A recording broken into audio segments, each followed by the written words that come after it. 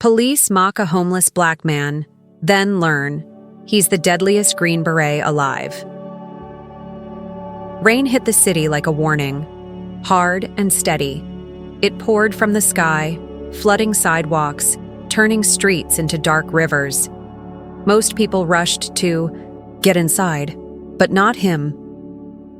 Outside Jerry's 24-hour diner, under a faded green awning, a man sat on the wet concrete.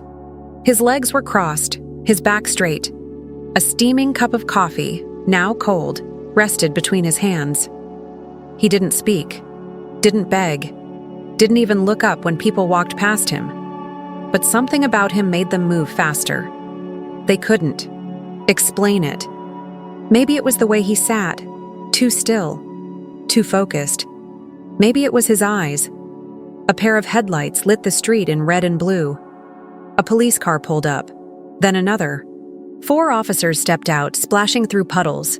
The one in front was a broad man with a buzz cut and a look that said he liked trouble. "Well, well," he said, stopping right in front of the man. "What we got here, boys?" "Rain's not." "A hotel, old man." The man didn't answer. He just stared past them like they weren't even there. The officer stepped closer. "Hey, you deaf or just slow?" Finally, the man spoke. His voice was calm and clear. "Neither, sir." Something about the way he said it made the younger officer in the back flinch. The lead cop laughed. "Hear that, Reynolds? He called me, sir." He leaned down. "What's in the bag? Booze? Drugs?" "Just personal items," but that wasn't enough. The officer kicked the man's duffel bag. It rolled into the street, spilling its contents. Clothes, a book, and a small metal box hit the pavement.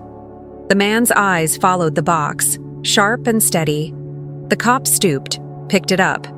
"What's so special about this?"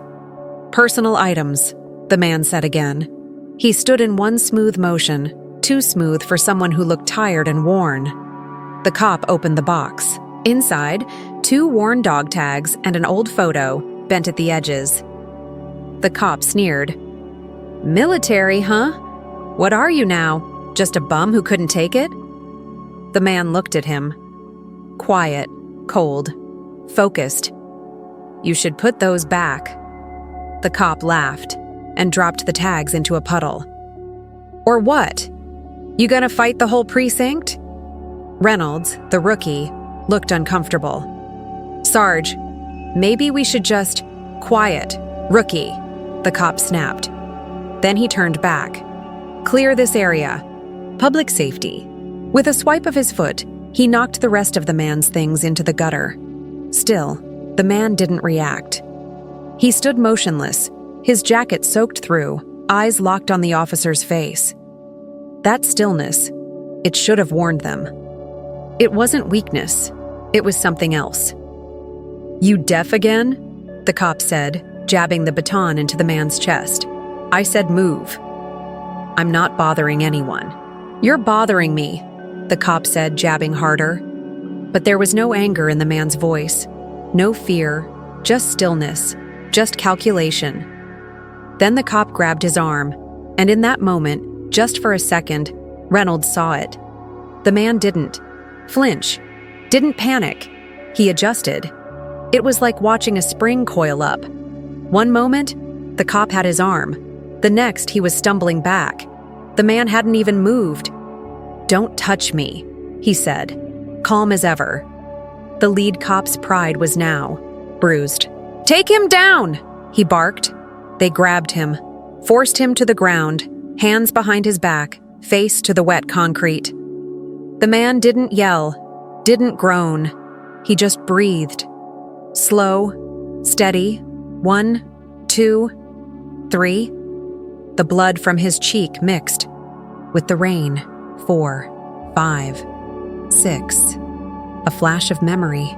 Sandy hills, a rifle, a warlord's head in a scope. 7, 8, 9. He was dragged up, pushed into the back of the patrol car. Reynolds slid into the driver's seat, and in the mirror, he saw it again. The eyes. Not scared, not broken, just measuring.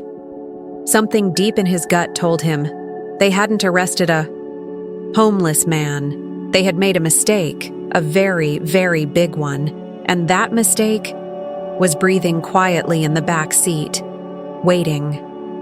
The car was quiet except for the sound of rain hitting the windshield. Reynolds glanced at the man in the rearview mirror. He was sitting perfectly straight in the back seat, even with handcuffs on. His face was bleeding, but he didn't complain. He didn't blink. It didn't feel right. Something about the way he sat, like he was still in control, not like someone who had just been thrown to the ground and arrested. "You all right back there?" Reynolds asked, even though he knew it was a dumb question. The man didn't answer. He just looked ahead. Calm. Cold. Boone, the lead officer, sat in the front seat with a smug smile. "Don't waste your breath, rookie. Guys like that? No respect for law and order. Probably couldn't cut it in the service, so now he's out here looking for pity." Reynolds said nothing, but something inside him didn't believe that. He'd seen veterans before. Most carried a certain weight. But this man? He carried silence like a weapon. When they got to the station, Elijah didn't resist. He walked, inside on his own, cuffed, bleeding, soaked. Still saying nothing, they put him in holding. Reynolds couldn't let it go. The whole thing itched at him. He sat down at his desk, typed the man's name into the system. Elijah Carter. No matches. Strange. He leaned over and pulled out the fingerprint scanner. If he couldn't find the name, maybe the system would. He pressed Elijah's fingerprints into the reader. The screen blinked, then froze. A red banner flashed across the monitor. Classified Level 5. Clearance required, immediate DOD notification triggered. Reynolds stared at the screen. He had never seen anything like that. Ever. He barely had time to breathe when the station. Phone rang. The desk sergeant picked it up. His eyes widened. He handed the phone to Reynolds. For you. Says it's military. Reynolds took the phone. Hello? A deep voice answered, sharp and commanding. This is Colonel Briggs with the Department of Defense. You have a man in custody named Elijah Carter. You are to release him immediately. No charges, no record. Do you understand? Reynolds swallowed. Sir, with respect? Who is he? There was a pause. You don't have the clearance to know that. Just follow the order. Now. The line went dead. Reynolds sat frozen. He looked over at the cell. Elijah sat exactly as before. Calm. Watching. Everything. Boone wasn't happy. What the hell do you mean, release him? Some desk jockey at the Pentagon makes a call and we're just supposed to bow? Yes, Reynolds said simply, showing him the alert and the red flag still glowing on the screen. Boone slammed his hand on the desk. No way.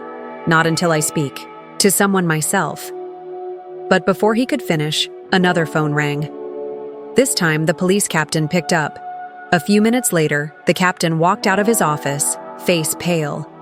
Let him go. But that's a direct federal order. I don't care what you think he did. You're going to give him his things, and you're going to do it with respect.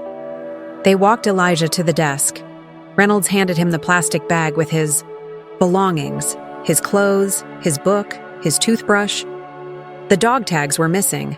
Boone had dropped them in the street the night before. Elijah didn't complain, didn't ask for them. He simply took the bag, nodded, and turned to leave. Reynolds watched him go. That feeling in his stomach hadn't gone away. Who are you? He asked quietly. Elijah paused for just a second. He didn't turn around. He didn't answer. Then he stepped out into the daylight. Across the street, a black SUV sat parked, engine running. Inside, two men in suits watched as Elijah walked past. They didn't approach. They didn't try to talk. They waited until he turned the corner and disappeared into the city. One of the men pulled out a phone. He's active, he said into the receiver. We found him. On the other end, a voice replied, Understood. Send a team. The man hung up and looked out. The window again. Elijah Carter is back, he whispered. And that was not good news for anyone. The rain had stopped, but the streets were still wet, reflecting streetlights like shattered glass. Elijah Carter walked with quiet purpose, his worn boots tapping the pavement at a steady rhythm. He no longer carried the plastic bag.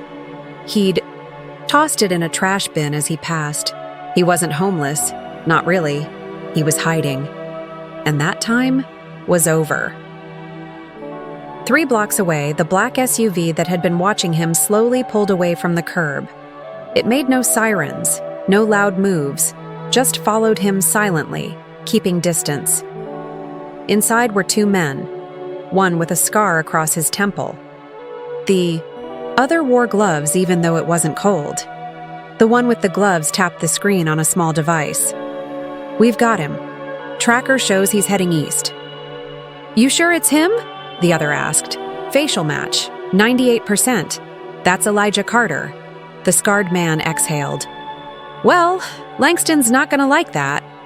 Victor Langston was not a man who liked surprises. He sat in a high-rise office with gold-plated furniture, staring out at the skyline. A half-empty glass of whiskey sat beside him. He listened as his private phone rang once, then twice. He picked up.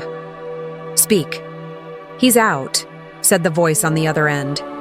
"Elijah Carter. It's him. We have confirmation." Langston didn't. "Move!" "Where?" "South End, near Pier 14. "How did this happen?"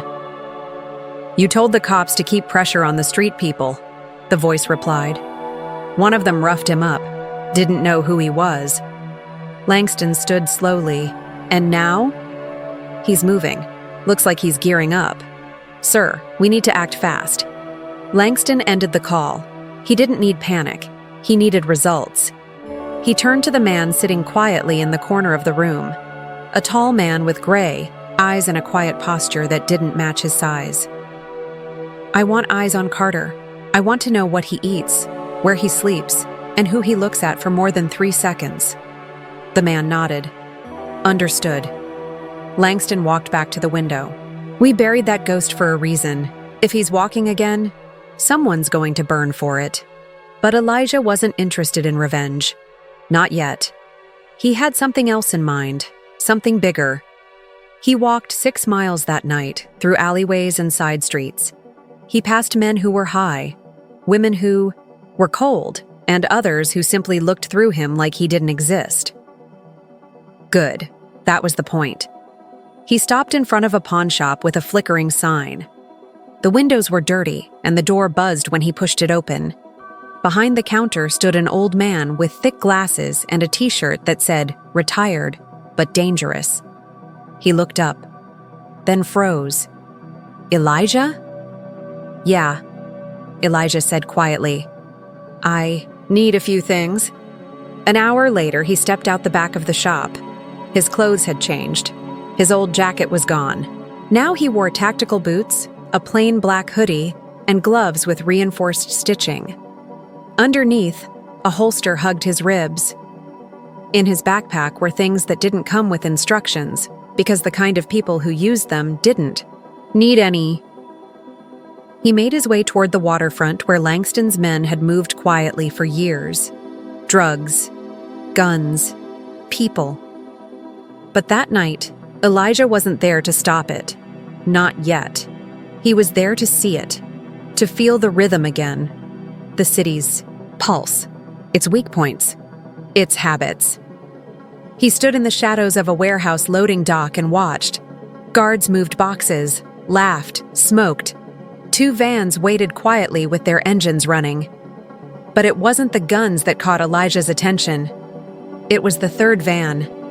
The one they didn't load. It had no windows. It had a lock on the outside. And when a guard opened it, Elijah saw something he couldn't unsee. Small faces, young, scared.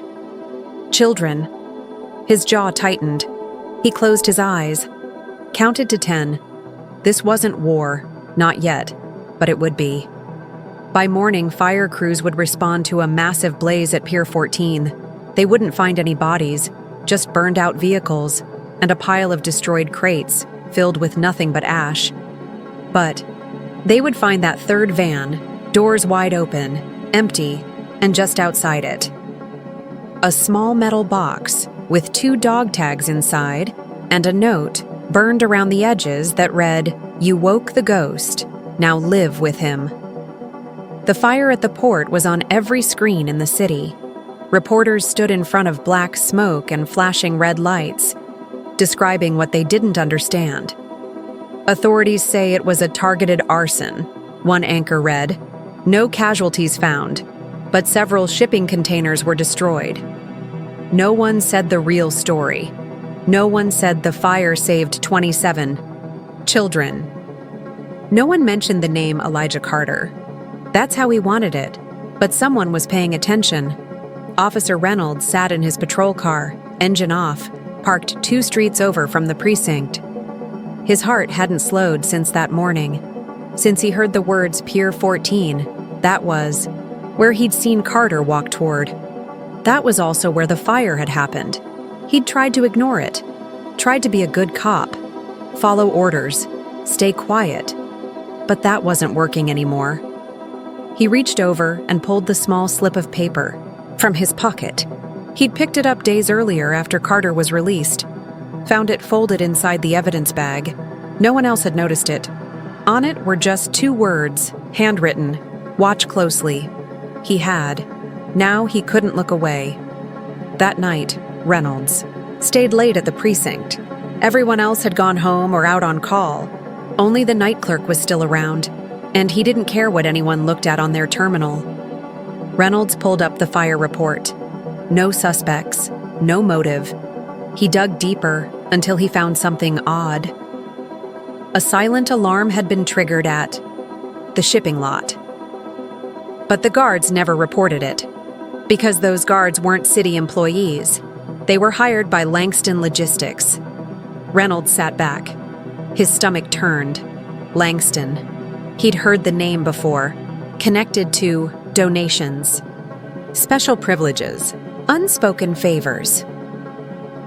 His sergeant, Boone, met with people from that office once a month. Reynolds had always assumed it was politics, paperwork, but now he wasn't so sure. He printed the report. He didn't notice the quiet figure watching him from the hallway. Elijah stood outside the station, in the shadows, his face hidden under the hoodie. He watched Reynolds through the window. Most officers typed with hesitation. They clicked wrong things. They cursed at printers. But Reynolds typed, like a man chasing something. Good. Elijah had seen it in him from the start. That flicker of doubt. That one moment, back in the patrol car when Reynolds had looked in the mirror and seen him. Elijah stepped back into the dark. He'd show himself soon enough. When Reynolds got home that night, he was careful. He double-locked the door, took off his shoes, sat down quietly in the kitchen, flipping through the printed pages. His wife was asleep. His daughter, too. But he couldn't sleep. He didn't know how long he stared at the papers until the voice came, soft and direct. "You're digging in the right place." Reynolds jumped to his feet, hand already reaching for the pistol in the door, but Elijah was already sitting at the kitchen table, calm, relaxed, like he'd been there for hours. "How did you? Your back door lock is useless. And you really should fix that window latch in the laundry room." Reynolds stood frozen. "What do you want?" "Same thing you do," Elijah said. "The truth." "About what?" "Langston. Boone. What they move through this city when no one's looking." Reynolds sat down slowly. "You burned the port. I freed what was locked inside." Reynolds looked down at the files. "It's human trafficking, isn't it?" Elijah didn't answer. He didn't need to. After a long silence, Reynolds asked, "Why me? Why are you telling me this?" Elijah's eyes held his. "Because you looked. When they told you not to. You asked questions. You hesitated. That means there's something left in you worth saving." Reynolds rubbed his face. He was young, but the weight on him made him feel old. "What do you want me to do?" "Decide who you are," Elijah said simply, "and choose a side." The next day, Reynolds was called into Boone's office. The sergeant smiled like nothing had changed, but his eyes said otherwise. "I hear you've been looking into the port fire," Boone said casually. "Not your beat, rookie. Let the brass handle it." Reynolds nodded. "Sure, just got curious." "Well, stop. Curiosity can get you in trouble." Reynolds forced a smile. "Understood." As he left the office, Boone's voice followed him. "By the way, nice work on that Carter release. You handled that very quietly, just the way we like it." Reynolds said nothing, but inside, the fire had already started. That night, Elijah returned. Same seat, same quiet presence, same cold eyes. But this time, he placed a small object on the table, a flash drive. "What's on it?" Reynolds asked. "Everything you need," Elijah said. "Port logs, surveillance footage, names, routes, payoffs." Reynolds stared at it. His hand didn't move. "You can turn it in," Elijah said. "Give it to your captain, or the feds, or Boone. Doesn't matter to me." Reynolds reached out slowly, took it, and something shifted in the room. He was no longer just a cop. Now, he was part of something bigger. Officer Reynolds didn't sleep much anymore, his wife noticed. She didn't ask, not yet. But her eyes followed him now, soft, worried, searching. He sat at the kitchen table every night, sometimes until dawn, looking at that small flash drive, like it might explode if he blinked too hard. It was heavier than anything he'd ever held. It wasn't just names and numbers. It was proof. Proof that his own department was helping criminals move people like boxes. That the man in the corner office, Sergeant Boone, had been on Langston's payroll for years. Reynolds wanted to believe it wasn't real. That maybe Elijah had doctored the files. That maybe all this was some strange misunderstanding. But he couldn't lie to himself anymore. The footage didn't just show containers. It showed faces, children, girls, boys, crying, drugged, terrified. And Boone? He was in the background of one of the videos, laughing. Reynolds closed his laptop and stared at the wall. Then he stood up and started packing a bag. His wife found him in the hallway stuffing files into a duffel. "What's going on?" she asked. "I need to get you and our daughter out of here." "Why?" Her voice was tight. "What's happening, Jake?" He looked at her, eyes full of something she'd never seen in him before. Not fear, not anger, responsibility. "I saw something I wasn't supposed to see, and now we're not safe." That same hour, Elijah Carter stood on a rooftop 3 blocks away. He wasn't wearing tactical gear, no weapons, just an old hoodie and jeans. But he was watching, the same way snipers did in places most people had never heard of, watching for movements, patterns, shadows that didn't belong. He spotted it. The black car parked near Reynolds' street, engine still running, windows dark, not police, not reporters. He counted 3 men. One stepped out, phone pressed to his ear. He nodded once, then walked back to the car. They weren't there to ask questions. They were waiting. Elijah took out his phone. It was old, scratched, and untraceable. He dialed. Reynolds answered on the second ring. "Hello?" "Move. Now." Elijah's voice was steady. "They're watching your house." Reynolds didn't even ask how he knew. "Where do we go?" "There's a cabin," Elijah said. "North side, safe. Someone I trust will meet you there." "Is this about Langston?" "Yes, and it's about your daughter." There was silence on the line for a moment. Then, "We'll go. We're already packed. I'll meet you once you're secured. If anyone follows you, I'll handle it." At the same time, in a glass-walled office above the city, Victor Langston stared at a paused video. It showed Elijah Carter walking past a traffic camera. His face turned just enough to be recognized. Langston's hands curled into fists. "He's awake," he said, "and now he's pulling in help." Beside him, his private security advisor nodded. "We can neutralize Carter." Langston raised an eyebrow. "You said that last time. 4 of your men ended up in a hospital. 2 didn't make it. This time we won't go for him directly," the advisor said. "We go through someone else. We hit his new friend, the cop." Langston tilted his head. "Reynolds?" "Yes." "Pressure the weak link. Send a message." Langston stood slowly and poured himself a drink. "Do it. And make sure Carter hears about it. Loud and clear." At the safe house in the woods, Officer Reynolds watched his daughter sleep for a long time. She was curled up on the small couch, her stuffed rabbit in her arms. She had no idea her life had changed. His wife sat nearby, still trying to process it all. "You should go," she finally said. "If you don't, this will follow us forever." "I don't want to leave you." "You won't be," she said. "You'll be protecting us, just from far away." Reynolds kissed her forehead. Then he stepped outside, and there, standing at the tree line like a ghost from war, was Elijah. He walked up slowly, hands in his pockets. "She okay?" he asked. "She's safe," Reynolds replied. "Thanks to you." Elijah nodded once, then handed Reynolds a phone.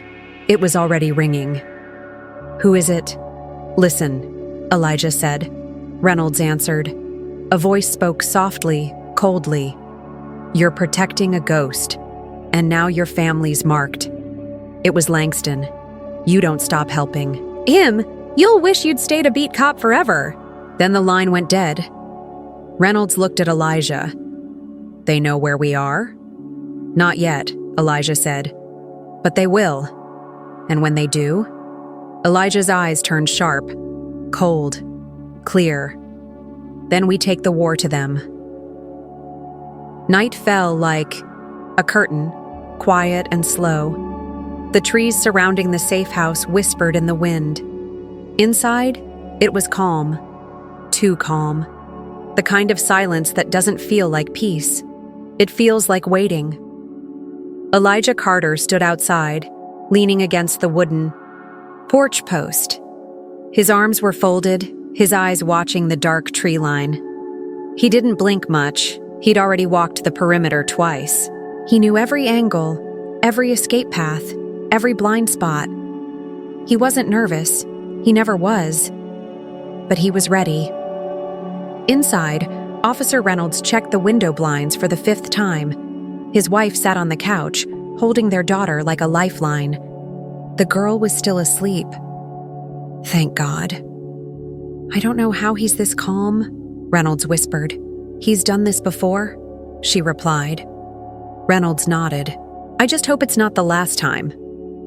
3 black SUVs rolled up the mountain road, headlights off. They moved like snakes, slow, quiet, trained. Inside were men dressed in black, armed and ready. Not street thugs, not security guards, mercenaries. Langston had paid top dollar for them. Former soldiers from private companies. Men who had no loyalty, just contracts. Their leader, a man with a trimmed beard and sharp eyes, checked his watch. "We hit on my mark, in and out. Take the girl, kill the cop, kill Carter if he's there." No one questioned him. Back at the safe house, Elijah's phone buzzed once. He checked the message. Movement spotted. East slope. 3 minutes. He stepped inside. His voice was quiet, calm. "They're coming." Reynolds stood up, already holding his weapon. "From where?" "Eliminate that door," Elijah said, pointing to the back. "It's a blind spot. They'll use it." Reynolds moved. "Take your wife and daughter to the cellar," Elijah added. "Lock the hatch. Don't open it unless you hear my voice." Reynolds hesitated. "What about you?" I'll stay above ground. Reynolds knew better than to argue. He kissed his wife, helped her down into the cellar with their daughter, and shut the hatch. Then he returned to the front room and took position. Elijah checked the magazine on his weapon and knelt by the fireplace. He pulled up a false panel. Inside were 2 flash grenades and a scoped pistol. Reynolds stared. "You hid gear here?" Elijah looked at him. "You never trust safe houses. You trust plans." The mercenaries split up. 2 moved to the back, 2 climbed to the roof. The rest spread around the house in a circle. The leader signaled. They moved. The back door shattered in a single blow. A smoke canister rolled in, hissing, filling the kitchen with gray fog. But they didn't expect the flashlight blast to the eyes, or the bullet through the shoulder. Elijah moved like a shadow, not wild, not rushing, just exactly right. He didn't waste bullets. 2 men went down, one with a broken jaw. The other never saw the blade that dropped from Elijah's wrist sleeve. In the front, Reynolds fired a warning shot through the window, then ducked as return fire shattered glass above his head. "Where'd you learn that?" Elijah asked. "Video games," Reynolds said, reloading. "Mostly. Outside, chaos. Inside, calculation." Elijah moved through the smoke like it was air. 1 step, 2, duck, fire, silence. Reynolds backed toward the hallway, trying to cover the cellar door. Then came the noise they weren't ready for, the whump of a chopper. Low. Close. Right above them. "They brought air support," Reynolds muttered. "Who does that?" "Men who are scared," Elijah replied. "And rich." The roof team dropped through the ceiling like wolves. But they weren't fast enough. Elijah grabbed one by the vest and threw him across the room. He hit the wall. Hard. The second man aimed. Too slow. Reynolds fired. The man collapsed. Silence. Then footsteps. Slow ones. From outside, a figure stepped into the broken doorway. Calm. Smiling. Langston. He wasn't dressed for war, just a suit and gloves. "Quite the reunion," he said. "You cost me millions, Carter." Elijah didn't move. "You tried to steal children. I think we're even." Langston smirked. "You came out of hiding just to lose." He snapped his fingers. The last 2 mercs entered behind him, holding Reynolds' wife and his daughter, guns to their heads. Reynolds froze. Elijah's eyes narrowed. Langston spoke softly. "Put down your weapons, or we'll start counting backwards." Reynolds shook. His knees bent. "Please." Langston didn't look at him, only at Elijah. "This is what you protect, huh? A rookie, a family. Cute." "You touch them," Elijah said quietly, "and you won't have time to regret it." Langston laughed. "You're alone." Then came the voice from outside. "No, he's not." Boom. Flash from the tree line. One of the mercs dropped like a puppet. The other turned. Boom. Gone. Reynolds' wife grabbed their daughter and ran toward Elijah. Reynolds covered them, heart pounding. Langston stumbled back, panic now rising in his eyes. Who's out there?" he yelled. Elijah stepped forward. "Just a ghost you should have left alone." Langston turned and ran. Into the woods. Into the dark. Elijah didn't follow. Not yet. He turned to Reynolds. "Get them out. Drive north. 10 miles. There's a checkpoint waiting." "You're not coming?" "I have one last thing to clean." Oh. Reynolds grabbed his family and ran. Elijah walked into the woods, silent as the night. Behind him, the safe house burned low, smoke rising like memory. The woods at night didn't feel empty. They felt alive, breathing, listening. Langston ran. Branches slapped his face. Roots snagged his feet. His fine dress shoes were soaked, and his hands shook as he clawed through the brush. His expensive coat was torn. His pride shredded. He thought he could outrun it. But he wasn't running from a man. He was running from a ghost. Behind him, Elijah Carter moved without sound. He didn't rush. He didn't pant. He just followed, like a tide. Unstoppable, measured, every step Langston took, Elijah had taken before in jungles, deserts, and frozen hills with no names. Langston crashed into a clearing and stumbled, falling to his knees. For the first time in years, he cried out, "Somebody help me!" But the trees didn't answer.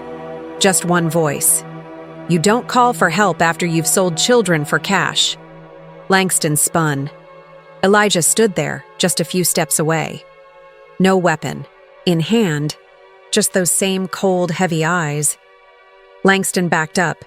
You think this ends with me? I'm not the top. I'm just a step. There are more. There's always more." Elijah stepped closer. "Then I'll keep climbing."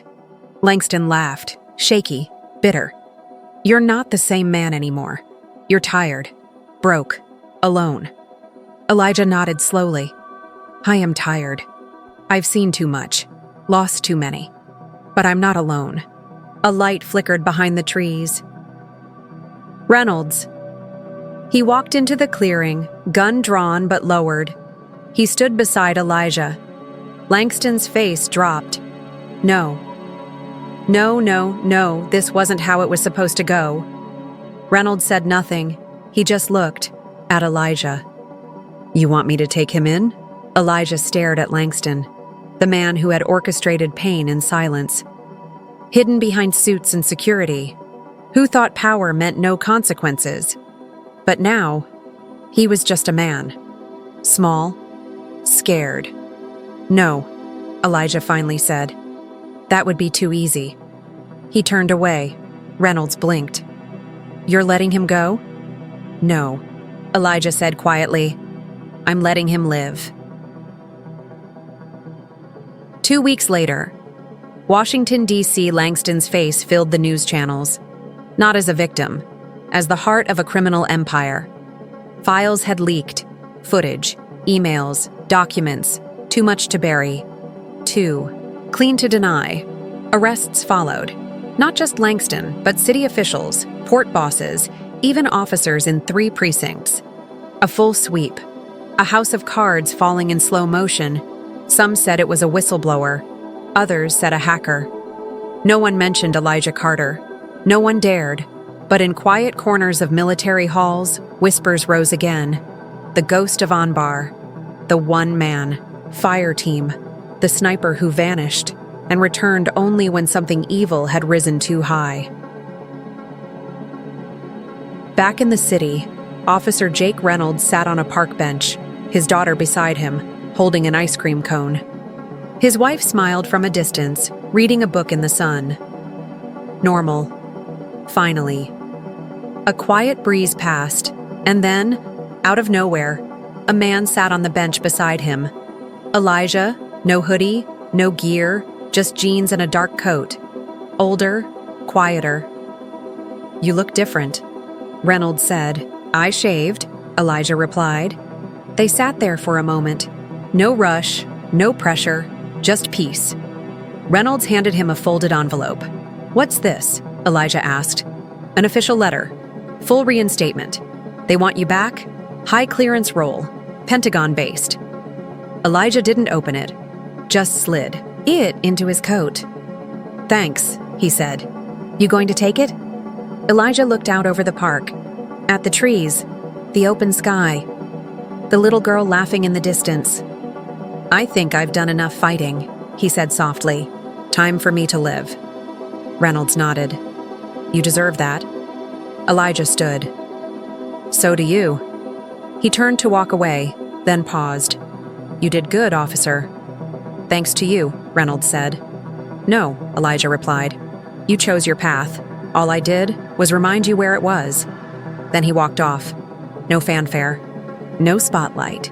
Just a quiet man, fading into the city like a shadow finally at rest. Later that year, a new community center opened in one of the poorest neighborhoods in the city. No big press, no flashy donors, Just a wooden plaque on the wall for the ones who were ignored and the ones who refused to stay silent. The director? Jake Reynolds? And the funder? Unknown. But every so often, a black man in a ball cap would sit outside the building in the early mornings, sipping coffee. Quiet. Watching, not guarding, not waiting, just remembering, because some ghosts don't disappear.